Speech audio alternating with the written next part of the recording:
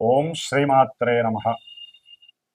ఓం జ్ఞానానందమయం దేవం నిర్మలస్ఫటికాకృతిం ఆధారం సర్వవిద్యానాం శ్రీ హయగ్రీవముపాస్మహే. ఓం నమో భగవతే రుద్రాయ. ఓం నమో హయగ్రీవాయ నమః.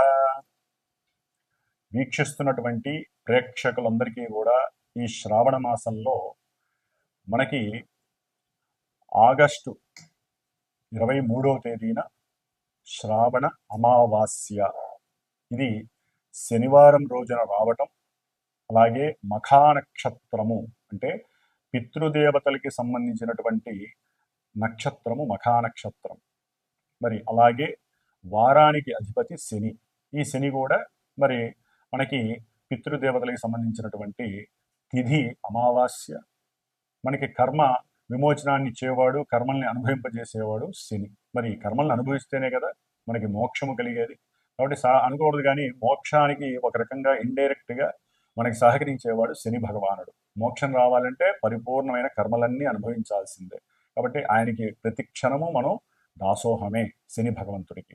మరి అలాంటిది శ్రావణ అమావాస్య శనివారము మఖా నక్షత్రము రావటం చాలా చాలా విశేషప్రదమైనటువంటిది.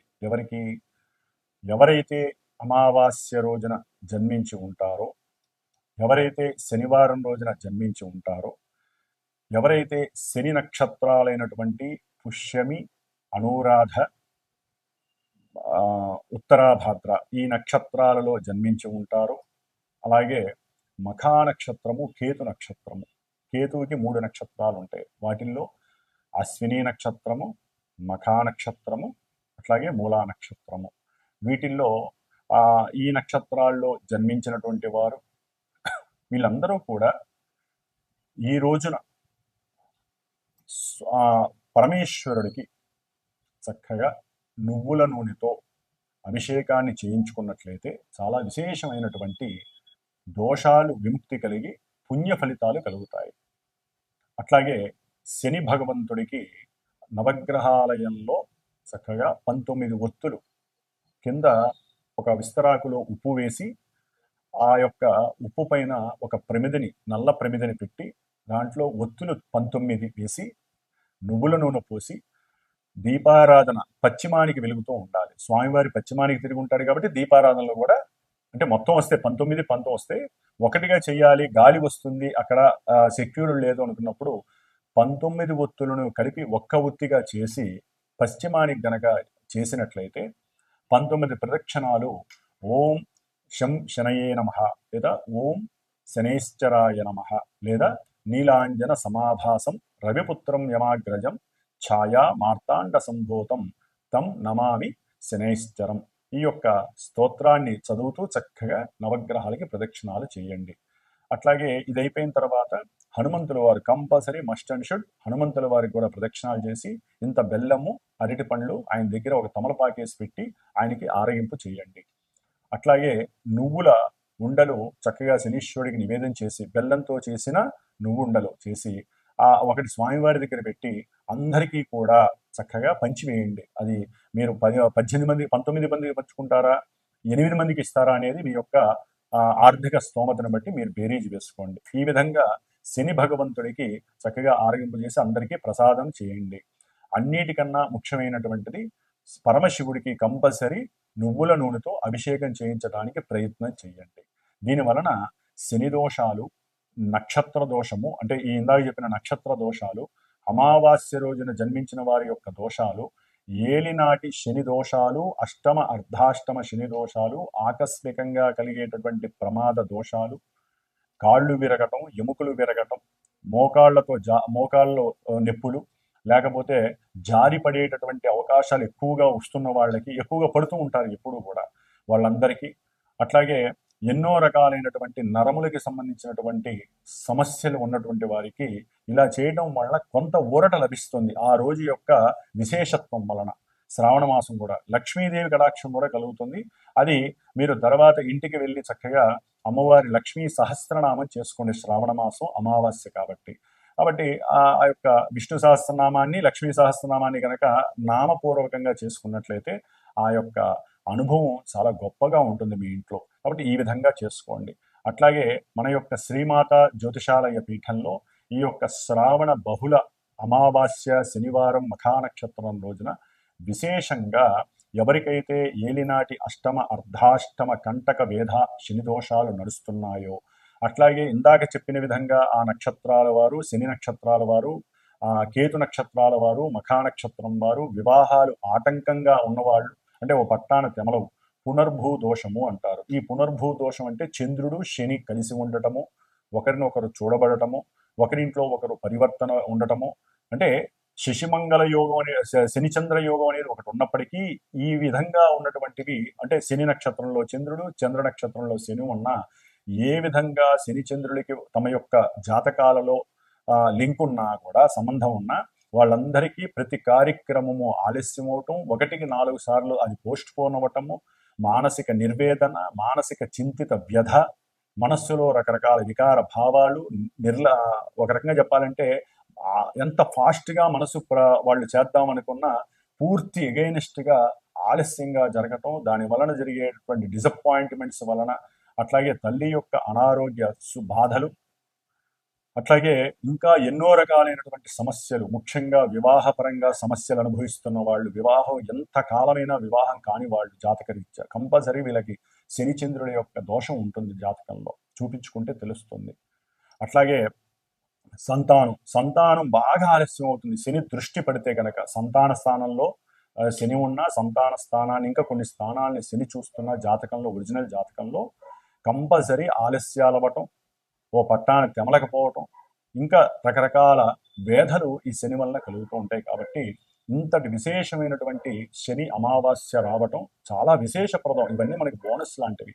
ఇది దోషభూయుక్తమైంది కాబట్టి ఎవరైనా మీరు కనుక వచ్చి, అంటే సంతానం గురించి కానీ, వివాహం గురించి కానీ, లేదా ఏదైనా ముఖ్యంగా కొన్ని కోర్టు సమస్యలు ఓ పట్టాన తెమలో వాళ్ళు కానీ, వీళ్ళందరూ కూడా కంపల్సరీ వీలుంటే నన్ను సంప్రదించి మన పీఠంలో జరిగేటటువంటి ఈ యొక్క శనిగ్రహ పాశుపత హోమము, అట్లాగే నవగ్రహ నక్షత్ర హోమము జరుగుతుంది. చివరిలో లక్ష్మీదేవి యొక్క శ్రీసూక్త హోమం కూడా జరుగుతుంది. ఉన్నంతలో ఈ యొక్క హోమం జరుగుతుంది. కాబట్టి ఈ వారం రోజుల్లో ఎవరైనా కనుక నన్ను సంప్రదించినట్లయితే, ఈ హైదరాబాద్లో ఉన్న వాళ్ళైతే కనుక అవసరం ఉంటే తప్పనిసరిగా కేటాయించి ఒక 3 గంటలు ఆ హోమంలో కూర్చునే అవకాశం తీసుకోండి. ఒకవేళ దూరంగా ఉండి వేరే ఇతర స్టేట్స్ కానీ, వేరే రాష్ట్రాల్లో, జిల్లాల్లో ఉన్న వాళ్ళు రాలేకపోయినట్లయితే వారు నాతో సంప్రదిస్తే, మీ గోత్రనామాలు ఇస్తే వీడియో ద్వారా మీరు దాన్ని చక్కగా చూడవచ్చు. ఆ ప్రసాదం కూడా మీకు అందుతుంది. కాబట్టి ఈ యొక్క అవకాశాన్ని సాధ్యమైనంత వరకు ఎవరు దుర్వినియోగం చేసుకోకండి. ఎవరైనా అవకాశం ఉంటే ఉజ్జయిని మహంకాళేశ్వరుడు గుడికి వెళ్తే కనుక శని అమావాస్య రోజున ఈ జీవితంలో వాళ్ళు ఎన్నో జన్మల యొక్క కర్మ భ్రష్టత్వాలన్నీ పోగొట్టుకున్న వాళ్ళు అవుతారని ఎవరో కాశీలో ఒకానొకప్పుడు ఒక మహాయోగి చెప్పాడు నాకు, ఒక 15 ఏళ్ల క్రితం. కాబట్టి ఆ అవకాశం అందరికీ ఉంటుందో లేదో తెలియదు, కానీ ఉజ్జయిని మహంకాళేశ్వరుని మనసులో తలుచుకోండి ఆ రోజున. అట్లాగే ఈ యొక్క కార్యక్రమంలో పాల్గొనడానికి ప్రయత్నపూర్వకంగా సంప్రదించండి. తప్పకుండా మీకు కూడా ఆ యొక్క అనుగ్రహం, శని అనుగ్రహం రుద్రుడి ద్వారా కలుగుతుందని గట్టిగా చెప్పగలుగుతున్నాను. ఓం శం శనేశ్వరాయ నమః. కర్కాటక రాశి. మరి ఈ కర్కాటక రాశి వాళ్ళకి ఆగస్టు 23వ తేదీ శని అమావాస్య విశేషమైనటువంటి యోగంగా భావించి, ముఖ్యంగా కర్కాటక రాశి వారికి అష్టమ రాహువు వలన ఎన్నో అగాధాలు, ఇబ్బందులు కలుగుతూ, ఆయన రాహువు ఉన్నటువంటి రాశ్యా అధిపతి కూడా శని భగవానుడు కావటం, అట్లాగే వీరికి ముఖ్యంగా కర్కాటక రాశి వారికి భార్య భర్తల మధ్య ఒకంత తెలియనటువంటి భయాలు, అంటే ఎవరి మనసులో అభిప్రాయాలు వారు బయటికి చెప్పుకోగలేకపోవటం, ఒకవేళ వారికి ఏదైనా అనారోగ్యపరంగా సమస్యలు ఉన్నాయని చెప్పి ఒకరికొకళ్ళు, అంటే ఎవరికన్నా సరే కుటుంబంలో ఇద్దరు భార్యాభర్తల్లో ఉన్నప్పటికీ ఒకరికొకరికి చెప్పుకోకపోవటం వలన అవి ఆలస్యం అవటం ద్వారా ఆకస్మికంగా అది పెద్ద ప్రాబ్లంగా అయ్యి ధన నష్టము కలగటానికి అవకాశం ఉంటుంది. లాభం లేకపోయినా పర్వాలేదు, ధన నష్టం కలగటానికి అవకాశం ఉంటుంది. అట్లాగే ఆ అన్నదమ్ముల విషయంలో అయితే కనుక, అక్క చెల్లెల విషయంలో అకస్మాత్తుగా వ్యాపార లావాదేవీల విషయంలోనూ వీరు మాట్లాడే మాట ఏదైనా లోపభూయిష్టంగా ఉండటము, వీరు ఏదైనా వాళ్ళ అవతల వ్యక్తులు మాట్లాడినప్పుడు వీళ్ళు ఆలోచిస్తూ పరధ్యానంలో ఉండి సరే మాట్లాడదాం అనే లోపల అవతల వాళ్ళు అనుమానించటం, శంకించటం, లోపల మనసులో నీకు ఏదో ఉంది అనేటటువంటి ఒక ఆలోచన, పరాలోచన వారి మీద బ్రష్ చేసి ఆ తదుపరి వీళ్ళ మధ్య దూరం పెరిగే అవకాశం ఎక్కువగా ఉంటుంది కుటుంబ వ్యవస్థలో. అట్లాగే ముఖ్యంగా ప్రయాణాలు, ఏదైనా దగ్గర కావచ్చు, దూరం కావచ్చు, ఉద్యోగరీత్యా కావచ్చు, హాస్పిటలైజేషన్, ఎవరైనా తెలిసిన వాళ్ళు ఉంటారు పెద్ద పెద్ద వాళ్ళు, వాళ్ళ ఇళ్లల్లో వాళ్ళకి బాగాలేదు, దూర ప్రయాణం వెళ్ళాలి, అది ఆ ఏరోప్లేన్ కావచ్చు, లేకపోతే మన ఇది కావచ్చు, ట్రైన్ కావచ్చు, బస్సు కావచ్చు, వాతావరణం అనుకూలించకో, లేకపోతే వీరి యొక్క ప్రయాణానికి ఆ వృత్తిలో సరైనటువంటి వాళ్ళు వీళ్ళకి సహకరించకపోవటము, అంటే ఉద్యోగంలో లేకపోతే వ్యాపారంలో కానీ వీరికి సెలవు ఇవ్వకపోవటం వలన మానసికంగా ఈ సంకుటితంతో ఇబ్బంది పడుతూ ఉంటారు. అంటే వాళ్ళకి అర్థం కాదు పరిస్థితి, చాలా ఆగమ్య గోచరంగా ఉండే పరిస్థితి కర్కాటక రాశి వాళ్ళకి శని వక్రించడం ద్వారా కూడా అష్టమ భావ ఫలితాలు ఇస్తారనమాట. అర్థం కాక ఒక్కోసారి వాళ్ళకి ఏం జరుగుతుందో కూడా వాళ్ళకి తెలియని మానసిక స్థితి, ముఖ్యంగా భార్యాభర్తల యొక్క పొంతన విషయంలో ఒక పక్కన ఓ పట్టాన వాళ్ళిద్దరికీ కూడా పొంతన కుదరక ఇబ్బందులు పడి వాళ్ళ యొక్క కుటుంబ వ్యవస్థ కూడా విచ్ఛిన్నమయ్యే అవకాశం ఎక్కువగా కనిపిస్తుంది కర్కాటక రాశి వారికి. ఒక్కోసారి అపమృత్యు భయాలు, లోపల ఏదో తెలియని భయం, ప్రయాణాలు చేస్తున్నప్పుడు కూడా ఏదో చిన్న వీడు బ్రేక్ వేసినా, బస్సు వాడు ట్రైన్ వాడు బ్రేక్ వేసినా వాళ్ళకి తెలియని అపమృత్యు భయం, అంటే ఏదో జరిగిపోతోంది అని చెప్పి ప్రాణం పోయినంత పరిస్థితి కూడా ఈ కర్కాటక రాశి వారికి కలుగుతోంది ఈ శని యొక్క దీని వలన. అంటే శని మృత్యుకారకుడు ఒక రకంగా, ఆయుష్నిచ్చేవాడు ఆయనే. ఆయన సరైన భావాలకి సరైన ఆధిపత్యం పట్టకపోయినా, సరైన భావంలో లేకపోయినా, మరి సొంత నక్షత్రంలో ఉన్నాడు కాబట్టి కంపల్సరీ వ్యాపారంలో తగినటువంటి లాభాలు లేకపోవటం, అనుకున్న సందర్భంలో నాకు ఈ సమయంలో డబ్బులు వస్తాయి అనుకున్నప్పుడు అవి రాకపోవటం, ఆ ఇష్టం కాస్త అయిష్టంగా మారడం, ఇలాంటివన్నీ జరుగుతాయి. కాబట్టి కంపల్సరీ కర్కాటక రాశి వాళ్ళు ఇందాక నేను చెప్పిన విధంగా శన్యూష కాలం ఉదయం 5-6 మధ్యలో దేవాలయానికి వెళ్ళి నేను చెప్పిన విధంగా అన్ని పూజలు చేసేసి, ఇలాంటి హోమంలో మీరు పర్సనల్గా వచ్చి కూర్చోవడం చాలా విశేషం. ఒకవేళ కూర్చోలేకపోయినా సరే నన్ను సంప్రదించండి, వీడియో ద్వారా మీరు చూసి, అట్లాగే నేను ప్రత్యేకించి సంకల్పాన్ని సిద్ధిగా అవతల వ్యక్తులకి న్యాయం జరిగేలాగా నా ప్రయత్నాన్ని నేను చేయటానికి సంకల్పించుకున్నాను. కాబట్టి అవకాశం ఉన్నవాళ్ళు ఈ యొక్క శ్రావణ బహుళ అమావాస్యని మిస్యూజ్ చేసుకోకండి. దీనివల్ల కొన్ని ప్రేత బాధలు పోతాయి, పితృశాప దోషాలు కూడా పోతాయని చెప్పి మనకి శాస్త్రంలో ఉంది. కాబట్టి ఈ యొక్క అవకాశాన్ని కర్కాటక రాశి వారు తప్పకుండా ఉపయోగించుకోండి. శని యొక్క అనుగ్రహాన్ని పొందండి. అట్లాగే అపమృత్యు దోషాలు, మృత్యు దోషాలు తొలగించుకోవడానికి మీ వంతుగా ఈ రోజున మీరు దేవాలయాలకు వెళ్ళటం, ఈ విధంగా చేసుకోవటం, లేకపోతే ఇట్లా హోమాలు చేసుకోవటం, దానం కూడా ఇచ్చుకోవాలండి. కంపల్సరీ దానం ఇచ్చుకున్నా కూడా ఉపయోగమే. కాబట్టి ఈ విధంగా చేసుకోండి. మీ మాట చెల్లుబడి కోసం ఈ యొక్క ప్రయత్నాలు తప్పకుండా ఆచరించండి. ఓం శనైశ్చరాయ నమః.